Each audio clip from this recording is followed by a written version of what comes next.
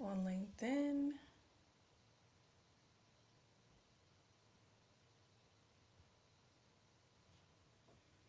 Let me see.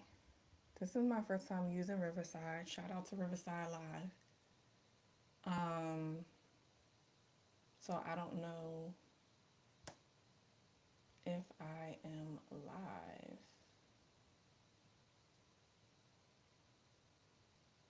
but I'm about to find out.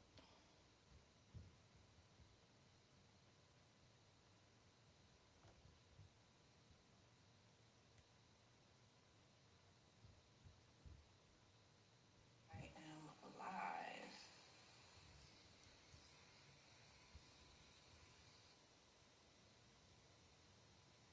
I'm live. So this is the official Interview Like an Olympian launch and a launch party, launch book talk. I am waiting for people to join. We're starting 11:30. Cassia, hi. Hi. Hello. Can we angle Can I hear this? you? You're not hearing me? Wait. Mm, mm. Let me check. Still not hearing me? We're getting our tech together. I'm introducing you to Cassia soon. We're gonna get our tech together. People are gonna start coming in. I have my iPad.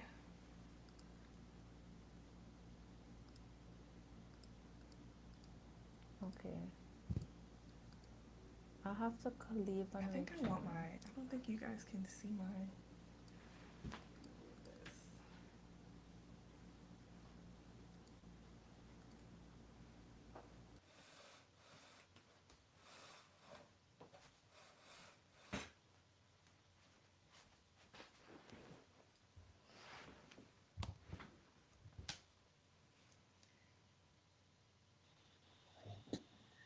Good Melissa, morning. hi. Good morning. I do not know why I can't hear, and I'm wondering. Um, let's check my mic. I can see the volume I in the can see the volume. corner. Oh, perfect. Now I can hear. It was me. Okay. Okay, Cassie is here. It was me. Sorry. Oh, okay. Hi, the dream team is here for Interview Like an Olympian. Good morning. Good morning. Carla, thank you for letting us know that you can hear us. Tony, we can hear. Um, okay. So I am waiting for more people to join. Thank you all for joining on. If you're here in the States, it's MLK Day, Martin Luther King Day. And so we're not just having a book launch, we are celebrating this powerful MLK Day with a dream realized. And that is me launching this book and starting my legacy, really, continuing my legacy also, by putting more of my ideas, perspectives into the world. And so, if you're joining, I have my Interview Like an Olympian Dream Team here with me, and we're going to get into how this book came to life. And what it took and what went into it. And I'm just going to be interviewing them for a change on the book. So I want to do a vibe check for the folks that are joining. If you would just put in the chat how you typically feel, scale of 1 to 10, either put a trophy in the chat, or if you're not feeling like you give a trophy or a gold medal interview, then let's see. Maybe you can put maybe you can put a emoji that symbolizes how you feel coming out of an interview. Do you feel like you give trophy level interview, or do you how do you feel coming out of an interview? Let me know. Put it in the chat. Carla, Tony, let me know how the vibes are when you are typically interviewing. I'll wait for that in the chat. Now, um, I think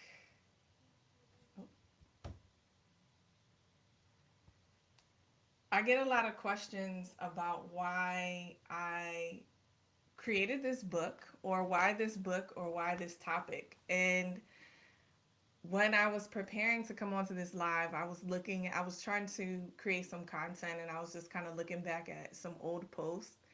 And I found maybe from like 4 years ago, there was a community called Alpha. It was a women in tech community, wrote an article for them about tips on interviewing. And that is 4+ years ago. I've been talking about interviewing ever since. And so this is just not a new topic for me. I talk about career development, career preparedness online all the time.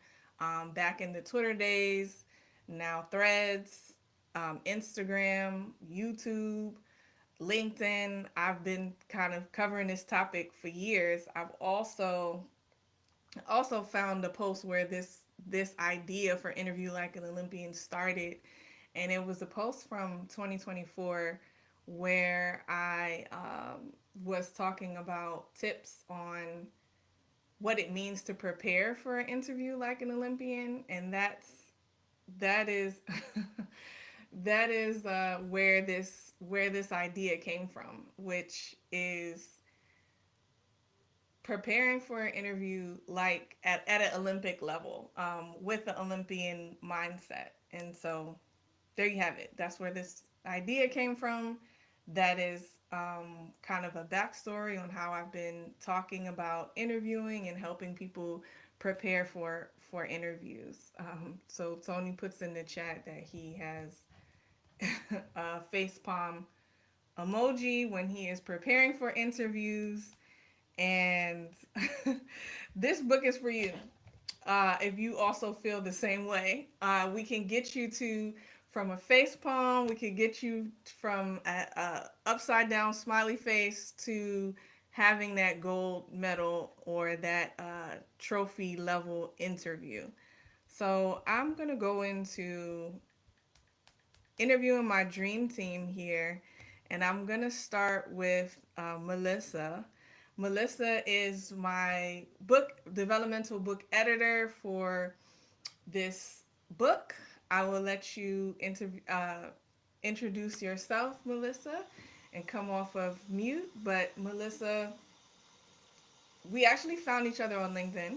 I found her, reached out, and was phenomenal with customer service. She was phenomenal with helping me to edit my book, helping me to get my content really to gold medal content. So, Melissa, just tell us a little bit about yourself, and then tell us why you were excited to come onto this project.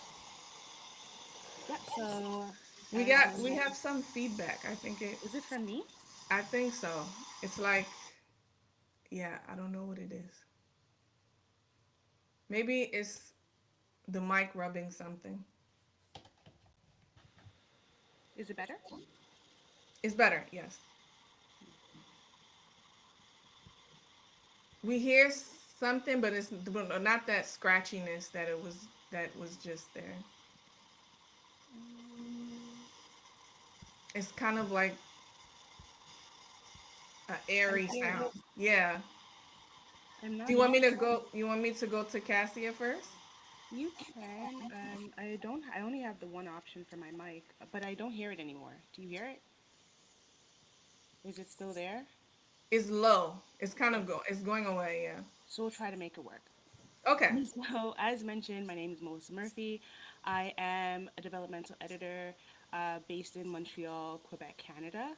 I it's something that I love doing. So when I was approached by Geneva about her book, from our very, very first conversation, her idea was so clear. She understood who her audience was. She had such a clear voice. And as someone that likes to help people bring their story to the forefront and make sure that it lands as they intended with their audience, it was just an easy choice to be a part of this. I felt like I saw myself in her audience and the people that she was talking to. I remember telling her that this is perfect for Person and Pivot, which really fell into my garden.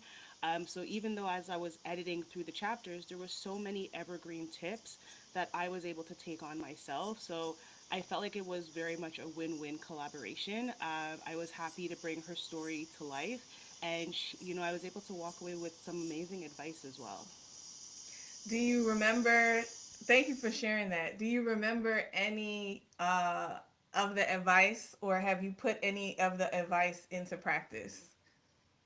Yeah, I think the best one for me was taking things that you sometimes take for granted, like your hobbies, and really trying to enmesh those skill sets that you have that you don't necessarily think of, and how that can now create an open lane for you that you hadn't considered in the past. I think that over the time that we spent together, I went from being a developmental editor, but I also felt like my background in English literature and professional writing, but also just, I guess, the ease that we were able to collaborate.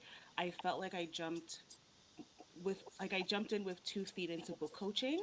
I felt like that was something that will allow me to use all of my skill sets, right? Whether it's just being personable, my background in English, having a mom that's a teacher and seeing a lot of her qualities in me. So I've really just been exploring book coaching now, and I felt like our project working together was a great way to show me that this was a really like this was an opportune time to really blend all of those skill sets and find a lane that's, specific to me. That's awesome. I didn't even know your mom was a teacher, so this is news to me. But now that I know that, I feel like it just aligns with how you work and how you worked on the project, and kind of you do have that teaching style, so that makes sense. Finding out that she's a teacher. Something that you said that we talk about in the book a lot is really sharing your story and allowing all of those connection points and all of your skills to really shine, right? And being able to put it together and tell a cohesive story about yourself, about your career. And I think you're able to do that now with the book coaching. Two questions I got is, what is a developmental editor? One, when I told people, when people ask me like how I, brought the book to life, they ask me that all the time. And then now, can you explain what is a book coach? So I feel like there's a lot of overlap between the two. I think a book coach is someone who's really going to be there with you from the onset. Like, what exactly is your voice, your audience, your topic? Let's find those areas where we can start putting pen to paper and building out that skeleton together. Um, it's more about allowing you to be in the driver's seat, like here are some prompts, some things to think about. And it's less about the editing aspect of it and really advocating for you and empowering you to tell your story. So rather than going like, yes, there's editing involved, but also tapping into that inner writer in you, right? Like we want to walk away from a project with you feeling like I wrote this, as opposed to, oh, I got so much help while I was doing it. Versus a developmental editor, I like to say that they're an advocate for the reader. So they're going to go in and they're going to think about things like structure and tone and layout, and flow. And they're just going to just kind of bring things to your attention like, hey, have you considered this? Like, if this is your end goal, this might be better suited in this place versus this. And there's a lot of editing because we are going to put a greater emphasis on your voice as well, just to make sure that those key elements are really strong and at the forefront as you're moving from chapter to chapter. I think that. Perfect. That's a great explanation. I was talking to somebody who I worked with, who is a mentor, and he asked what is developmental editor. So I feel like that's a perfect breakdown, and we were able to kind of align as people who work in tech, who have built websites and apps, it's kind of like um, the UX UI design of the book, like putting together the structure, how the words flow, how the content flows, rearranging things, similar to how you would do if you were doing like information architecture or UX design for an app or a website. So he was like, "Oh, I get it now." So that was a great explanation. I think I'm going to go over to Cassia now. Melissa, thank you so much for hopping on and giving us a little bit of insight on how you worked with me in this project, and also your background of all the things, English literature, your mom being a teacher. That was great information for me to find out. Um, and I just want to thank you for being a part of this project, for helping me to realize my dream, bring it to life. Um, yeah, Well, I just wanted to thank you for trusting me with your baby. I knew from the very, like I said, from the very first conversation, I understood that this was a really important book for you to put out. And I'm really happy and excited for you to see it now at the finish line and ready to take off. thank you, thank you. Um, Now we are going into how everything looks, and we're gonna go to Cassia. This is the real life book.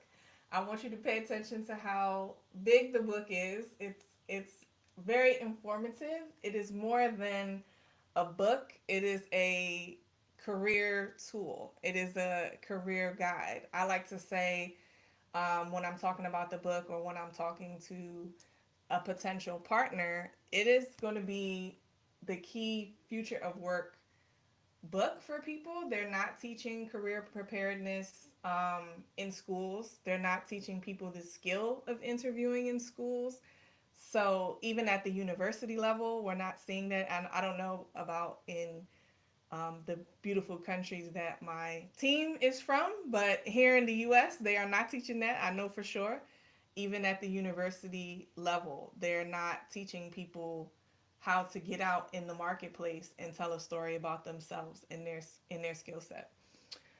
So I'm just showing you a little bit of how the book looks before I introduce my designer.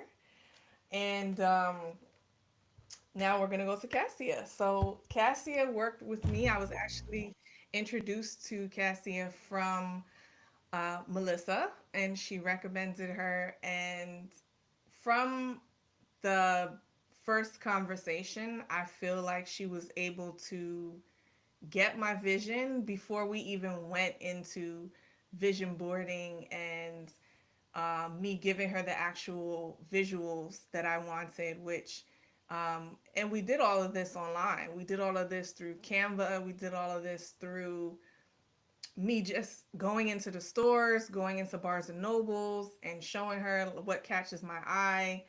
And I really thought that that was a beautiful process, seamless process for me to visually explain to her what the vision is for the design. Um, and the design is really like the calling card for the book. It's going to make people want to make it catch their eye, make them attracted to the book. And so it was super important to have a great designer who can see the vision, who can also simplify the vision, because sometimes as creatives we might want to have too much there. So I think it was a great balance of her being able to work through that. So Cassie, if you could introduce yourself, and tell us why you wanted to come onto this project. We have that same background noise. Yeah. I don't know why. It's not too bad, right? No, it stopped. Great. Yeah, All right. yeah. Hi, everyone. My name is Casa Marina. I'm a brand strategist and web designer. I have been a designer in general for more than a decade, so I bring a lot of experience to the table. When I met Geneva and we first had our call, I was really excited about the project. I myself had the same uh, bell that went off that, oh, this is not just for young career professionals, because someone at my stage in life, which is like late 30s, sometimes I play with like, where do I want to go? Do I want to dabble in something new? Do I want to take my skills here and transfer it to another, role, right? So I feel like, oh, this is perfect because I'm someone who I love TikTok. Forgetting all the drama this weekend. But on TikTok, there's just so much resources on tips on what's different today than yesteryear. So when I would have been a new college graduate or high school graduate, the rules are different now, and I find myself bookmarking and saving. So when I first had that conversation with you, Geneva, I was really intrigued. I was like, oh, this is definitely something I myself would be interested in. And I feel like it's also a tool that some of the lessons can even be used in how you just market yourself as a personal brand, because at the end of the day, that's what we are, whether we are entrepreneurs, self employed, or we're looking for a job. At the end of the day, we're looking to sell ourselves. We are going into several types of interviews. This right here is an interview. So I feel like this is a book that can be very useful across many different modalities. Yeah. So, Hmm. yeah, so in terms of the cover, funny enough, when you came to me, it was all about the interior. It was about the formatting, and I realized that, wait, you didn't mention the cover. Like, do you have someone for that? And to your point that the cover of the book really is the business card for what you're trying to sell. Essentially, the cover of the book is your packaging. And there's this saying that don't judge a book by its cover. But while that may be true, and you may have like real substance inside of the book, packaging matters. We live in a highly visual world, and you need to stand out. You need to get people's attention. So it's one of my most fun parts of, helping an author publish, whether it's a journal or it's an informational book. It's a really fun process to go in the bookstore and imagine your bookshelf up on the shelf and how does it stand up against other books. And it's not about also being the loudest, but what do you want people to take away when they pass the shelf, and how do you want them to feel? What do you want them to take away from it? Like, first off, it's like, oh, this is pretty, this draws me in, but how do you really want them to feel? Those are things that are really important to consider. Yes, yes. Thank you for giving us that breakdown of how you thought about designing the book and how you approach the project. I think also being that this book is self-published, I wanted it to still have the quality of a book that is, published with a major publisher, because a lot of times people have that assumption that it's self-published, so it's gonna look, you know, Handmade. yeah, Yeah. it's gonna be And look like you don't Etsy. want it to look handmade. You want it to look professional. Yeah, professional and re-professionally. So that was really my inspiration to finding both of you. Is I wanted the book to have that high quality and to come across to the reader like this could have been a book that is published in Barnes and Nobles or whatever, like whatever is their Target or Walmart, wherever people buy books from. It needed to be able to stand on those kind of shelves, and so that's another reason why I came to bring all of us together. And I do want to say, looking at this screen, that having a black woman, female team to bring this book to life was also very important to me. I felt that that would best capture the vision, that would best represent what I was trying to say, the look and feel. Um, and bring my story across, because at the end of the day it is about my experiences being a professional, mentoring people, coaching people, through the job search and interview process, as well as things that other people have mentored and disposed on me too. So I needed somebody that I feel like I could trust with that, with my baby, as Melissa said. Yeah. And this is the team that I felt could best do that after I interviewed a few people and talked with other people. So um, I know Melissa, you have to go in a few minutes, but I wanted to get you all's opinion on what makes, as creatives, in your interviewing somebody else who's the creative, who you want to work with, like what makes them stand out in 2025 now. I was going to say 2024. In 2025, what makes somebody good at interviewing? Like what makes them stand out from maybe a couple of experiences that you've had recently? Well, I can start. I will say, while now I'm completely freelance, my last full-time employment was in finance tech. And I was a technical documentation writer. Um, and while that's my degree in professional writing, um, what I took away from my interview was that my VP, who I interviewed with, was more interested in my in the writing I had done that was not based on my job. And so I think that sometimes when you have something new to bring to it that exists outside of the job description, it is the thing, like you mentioned in the book, that really sets you apart. So while I was working in finance tech, I didn't have a background in finance tech. I did have experience as a writer. Um, and she understood that that would be exactly what was needed to bring new life into the role. And so I appreciated her ability to see beyond the job description, see beyond my resume, and see me as a writer and what I could bring to the role. And I think that just as creatives, when you are approaching a given topic, you do want, like we've all mentioned, what's the thing that's going to set you apart? What's the thing that's going to make sure that you leave a lasting impression long after that interview is wrapped up? That's a great tip, and that is talked about in the book, and that's part of the personal branding and career storytelling chapter.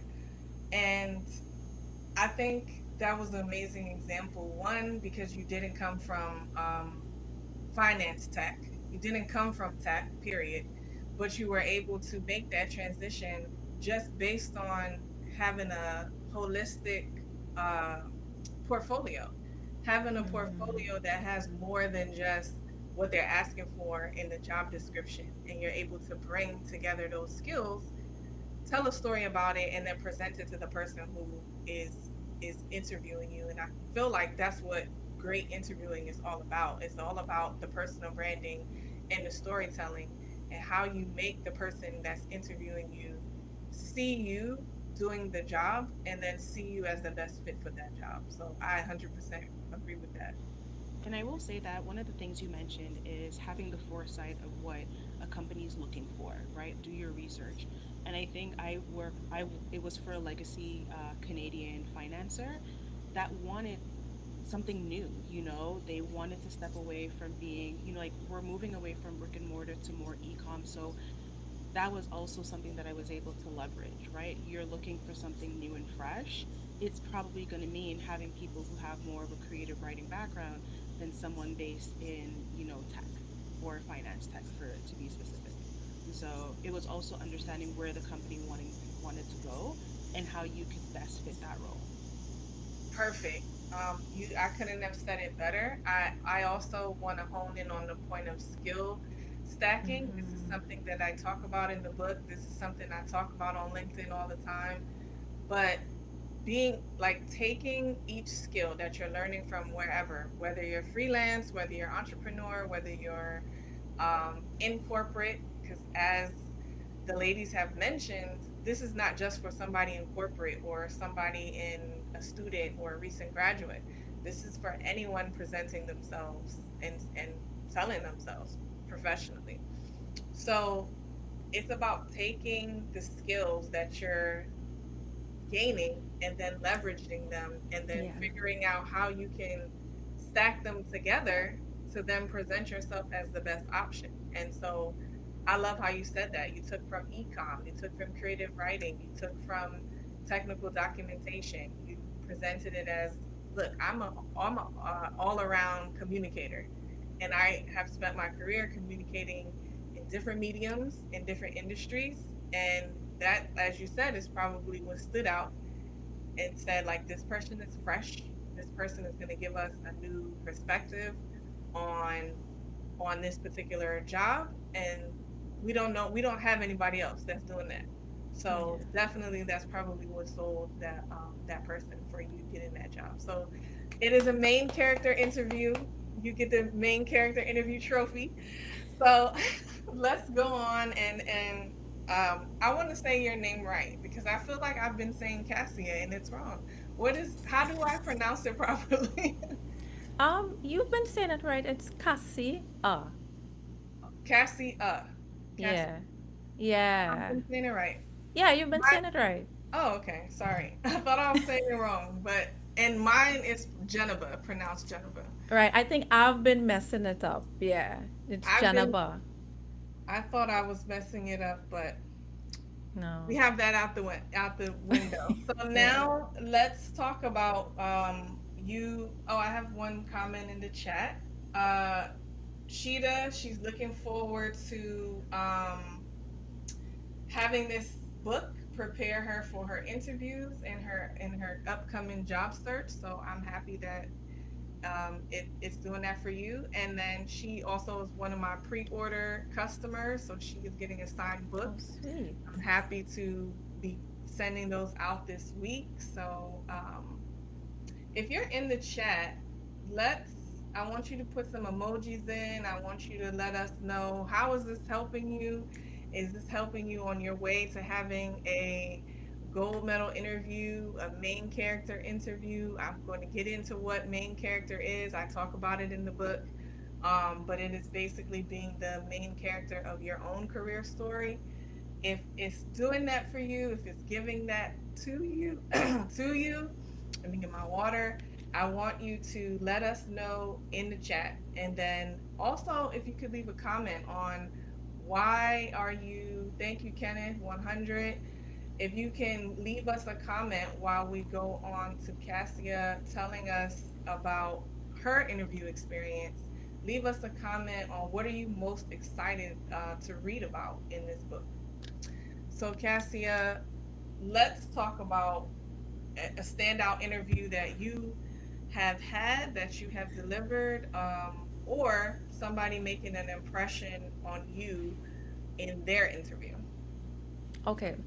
So when I think about interviews that I was the interviewee, it's kind of similar to when someone stands out to me when I'm interviewing them, and that is someone who is passionate.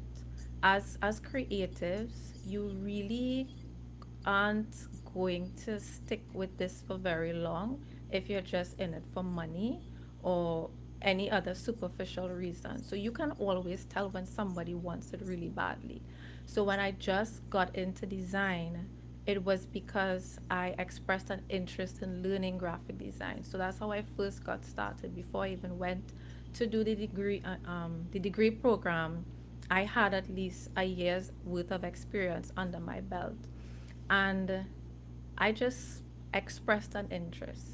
Then, even my latest opportunity, where I'm a senior designer now at Writer's Block, a celebrity ghostwriting agency, I just let people know that, hey, I'm available for X, or if you ever need a designer, I'll be interested. So every step of the way, it's about raising your hand. And then when you raise your hand and someone's considering you, show up for yourself. Let them know what you're interested in. Let them know your story. Story meaning like, this is my experience, this is where I'm at now, and this is where I want to go. And really seeing, do you align here? I think when you come from a place of authenticity, that will always win hands down instead of trying to be something else. Even if you're trying to be this elevated person of yourself, you let them know, like, hey, I'm looking to grow in this department. So taking it to the topic of mid-career professional who's looking to pivot. For me, I can pivot to project management because as someone who has managed multiple projects and other creatives, I can pivot to a role in another advertising agency or other creative agency as a project manager because I'm familiar with the skills that are required. So I think that also translates to what you talk about, which is the skill stacking. So, what really stands out for me is that authenticity and leading with a genuine heart and drive. Thank you. Drive, passion, and portfolio.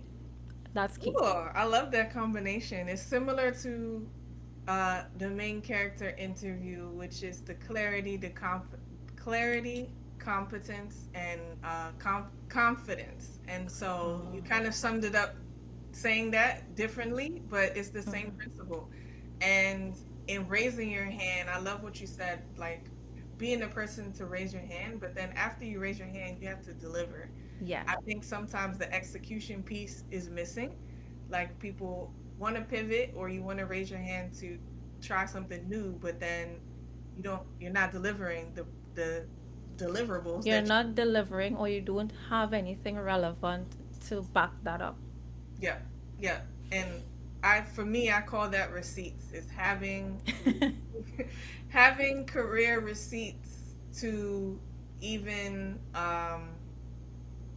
show after you've raised your hand. And I could even turn that into a story about writing this book.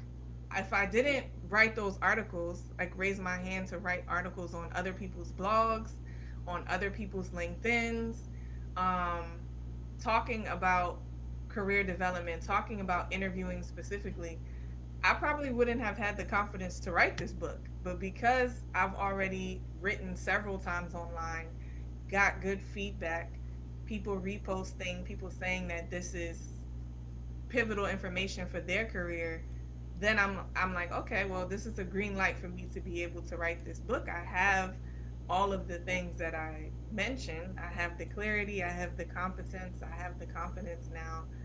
Let me go ahead and bring this to life. And I think approaching your career that way is the same thing with interviewing. If you don't have examples to share with the person interviewing you, 9 times out of 10, you're not going to get the job because they can't relate to what you're saying. They can't see you doing the job. And that's one of the important things about landing after you do an interview is like, can the person interviewing see me delivering on what I'm saying and then doing this job? Oh, yeah, I definitely see your process as you laid it out there because it took me back to when we had our first call, which in a way it is an interview both ways. So when you asked me for examples, it was easy for me to turn and pull the examples, and I'm super stoked because I know I have the competence, I have the examples, which then naturally will translate to confidence because like I know I could do this. Yeah, and I didn't have to. No, I didn't have to wonder or say, like, if the person is still wondering, you're not going to get the job. I didn't have to say, well, I wonder if she can do this, or I wonder if, what it's going to look like, or I wonder if she can actually design. No, because you presented it after the call as well, but then during the call, you're able to, like you said, show a receipt, show an example in real life of, this is the work that I've done, this is the quality of the work that I've done. In the chat, let us know one thing you're taking away from this conversation and so far and for your interviewing. Let us know what you're thinking. I cannot see everyone that is here. I know we have Carla. I know we have Tony. I know we have Rashida, Kenneth, um, Monet. Let us know just one takeaway from that you can take into your next interview. So now I want to just go a little bit more. I'm gonna pull up my notes into main character interviewing. My iPad is locking me out, so I need a few minutes to get in. I don't think I put the right password, but we'll give it a minute. So I'm gonna get into main character interviewing, what that is, why I feel like that's an important framework to present to job seekers. Main character interviewing, it kind of is what it sounds like. It's presenting yourself as a main character in your story as the right choice, as the top choice for whatever you're interviewing for.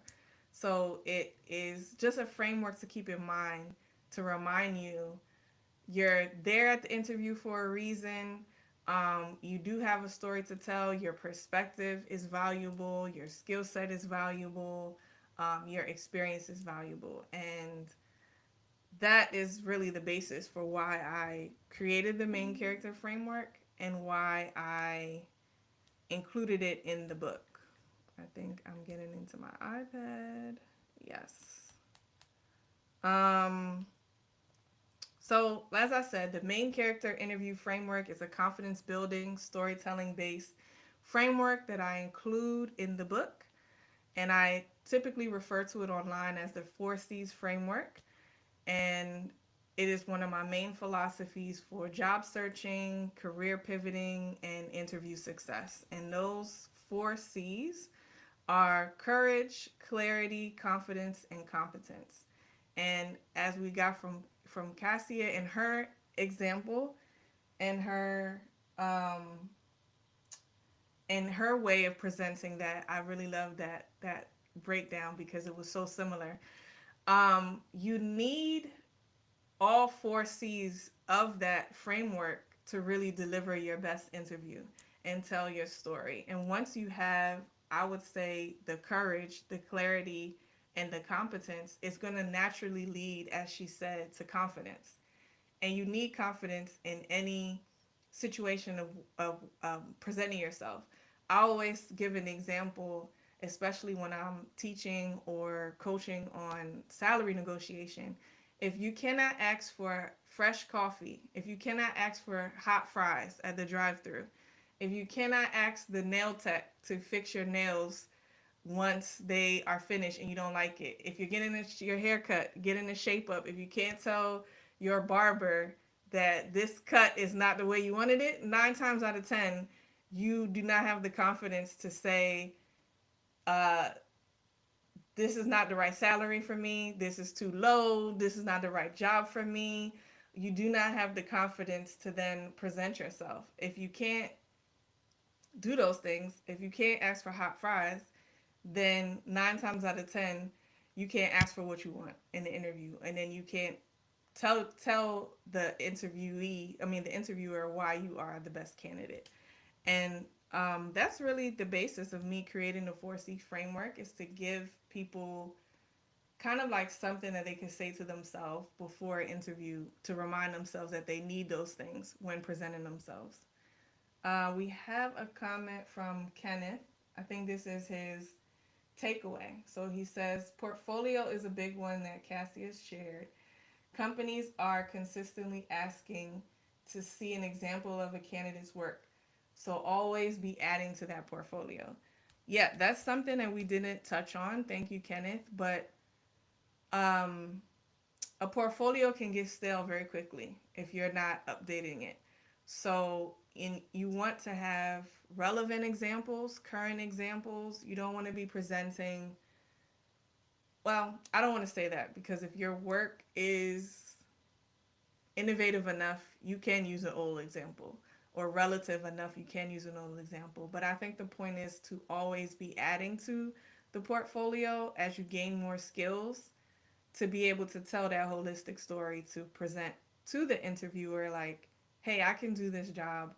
I can pull from, as Melissa mentioned, my hobby, or I can pull from work that I've done outside this job or job description to share in a portfolio. So I think that is an excellent point, Kenneth. Thank you for giving us that takeaway. Um, Rashida says, I'm most excited about learning how to effectively tell a story that highlights what I want next in my career and the direction I want to take my career in. It's about leveraging all the experiences and skills I've gained to present myself as a subject matter expert in my field. And this is something I love talking about. I talk about it in the book and I talk about it on LinkedIn. But I want to give Melissa a chance because I know she is our literary um, guru and expert. What makes a good story? If you could tell us your opinion on that in this Yeah. context. In this context, especially as someone who's aiming to be a subject matter expert, I think it is telling a story that compels, right? Like you want to be able to express yourself in a way that grabs attention and really allows you to speak with authenticity and authority versus arrogance, where you're able to aptly express like this is what my background is. But I think you also do a really you have prompts in the book as well that give you sentence structures that you can really fill in your skill set with, that helps you build out a very creative way of expressing your skill set. um, I think that it's like you mentioned, that idea of clarity. I think when you're very clear on what you've done, you're very clear on who your audience is, it allows you to just put the pieces together very seamlessly. Um, I think that, especially in the age of AI, it doesn't have to be overcomplicated, which is usually AI language. It's just something that really speaks to you and what your end goal is. So I think that once you have structure, and it really follows a flow that makes sense in what you're speaking about, um, telling an authentic story is really just about the ideas that you're presenting, the order and flow in which you're presenting it in, and making sure it lands with the person that you're presenting it to. That's great. I heard authenticity and authority. I heard infusing your personal brand into the story, which we go over in the book. I was flipping to page 7 because as you reminded us, I think the static is coming back. I don't know why. As you reminded me, in the book, that's chapter 7. It's called "Sell Your Highlight Reel." And in the book, in that chapter, we go through personal branding, storytelling, creating a compelling bio. There's prompts in this chapter. As Melissa mentioned, there's a template for how you do this and how you come out with this bio about yourself and some tips on how to do this storytelling. So once you get the book, you go to chapter 7, and there's prompts in there. There's also a section for celebrating your wins without feeling like you're bragging. So being able to talk about yourself without, I know a lot of people struggle with this. I know a lot of black women, especially because I've heard this on LinkedIn. I've also heard this, all over the place. Essence Magazine, in real life. It's a topic that's always covered. Instagram, YouTube, all the places. Um, how do you talk about yourself without feeling like you're bragging? How do you talk about yourself without um, authentically and with authority, as Melissa said, without feeling weird about it, especially when you're first getting into doing that, you're first building the habit of doing that, or you're new to doing that. And so I'm glad that I flipped to this chapter and I mentioned that because a lot of people do feel that way. They feel strange. They feel like they may have to dim their light. They feel like it feels uncomfortable for them in presenting themselves. And this it comes across as a lack of confidence a lot of times when you do have that mindset or you're afraid to approach it in a way that's, I am the authority on this. I am the subject matter expert on this. I am the thought leader on this. And so I'm wondering, Melissa and Cassia, I know You all present yourself all the time. As I know from experience, you present yourself with confidence as a main character because I had to interview you to come onto this project. So, would you mind giving us maybe some tips for both the woman and the male or whomever is feeling this way, feeling uncomfortable with presenting themselves? How do you kind of first get past the uncomfortableness of it or get past the awkwardness of it if you feel like it's bragging, and then maybe a tip on how to carry it out?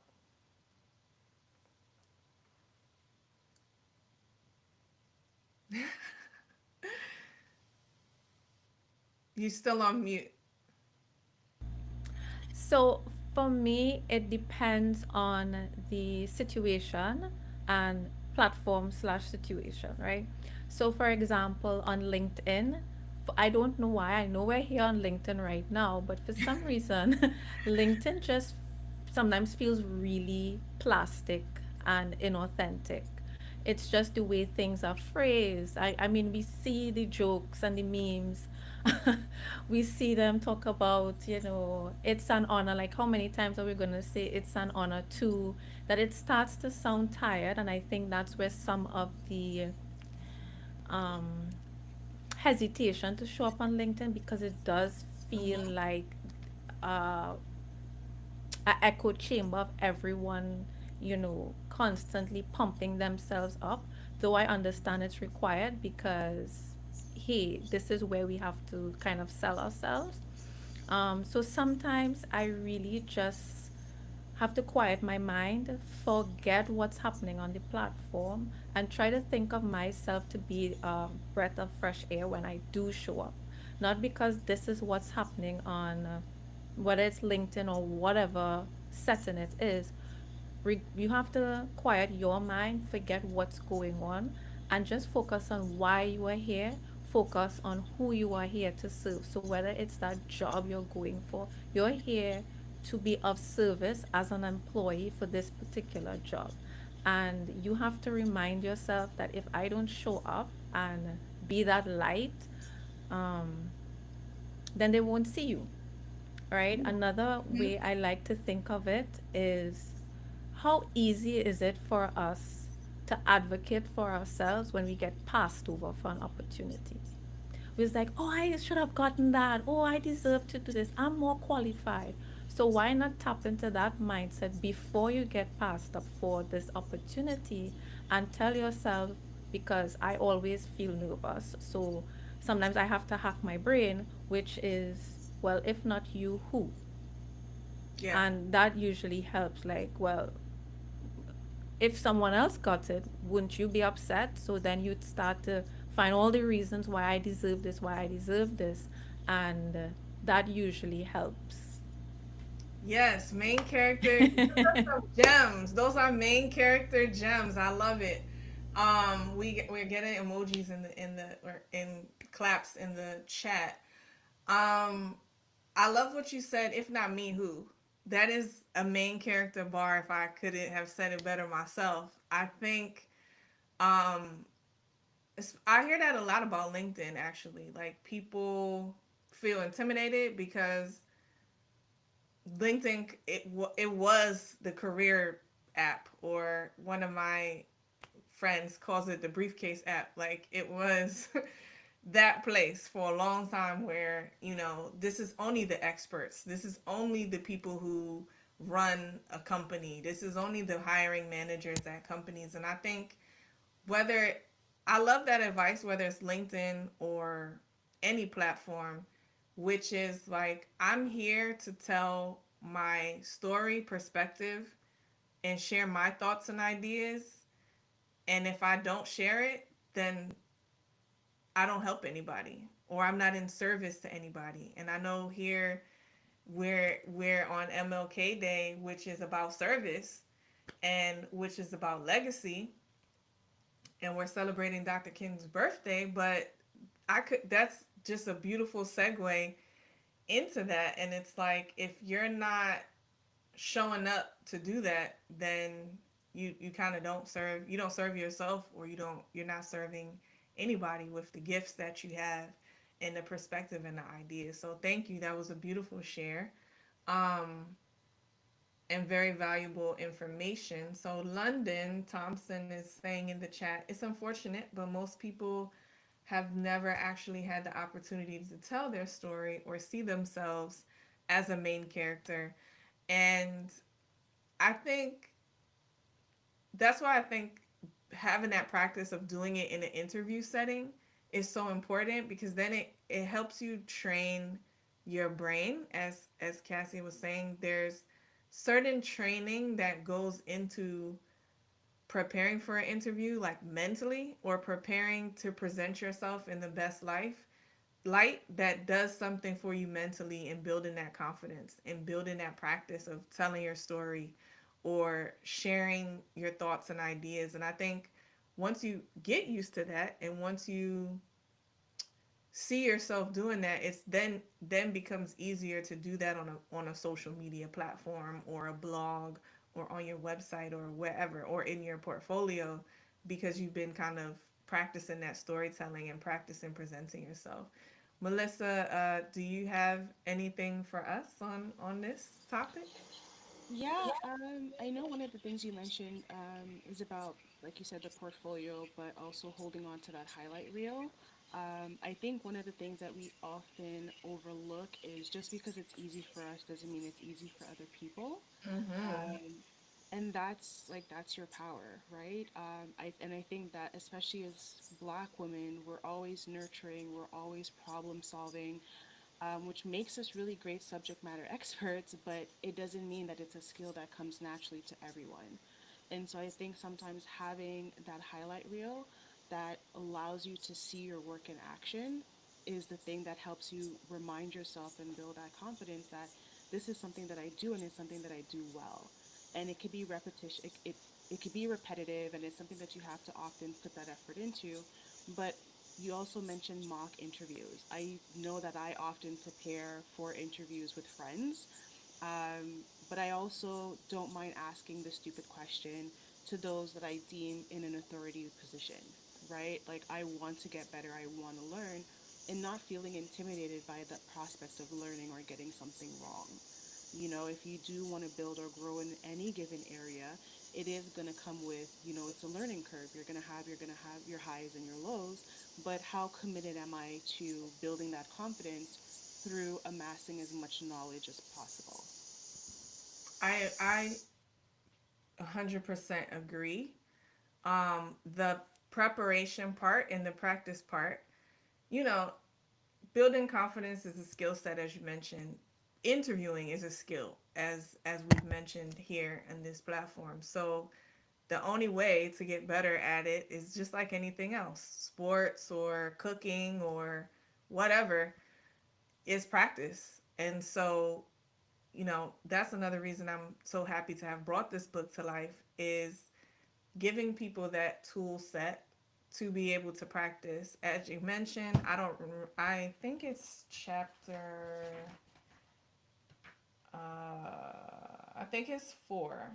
Um, I do give a lot of AI tools so that you can do things, as Melissa mentioned, for practicing the mock interviews, or um, using it to refine your resume. I have a few different tools that I mentioned there for practice, but I started off practicing the same way. I actually practice with myself in the mirror. Then I graduate to practice with my husband, but then sometimes he wouldn't be there or whatever. So then you go back to practicing with yourself. But now there's so many tools that not only allow you to practice, but to get feedback from professional coaches, from hiring managers. There's so much technology now where you can't not practice. Like, if you want to develop that skill, you can do it.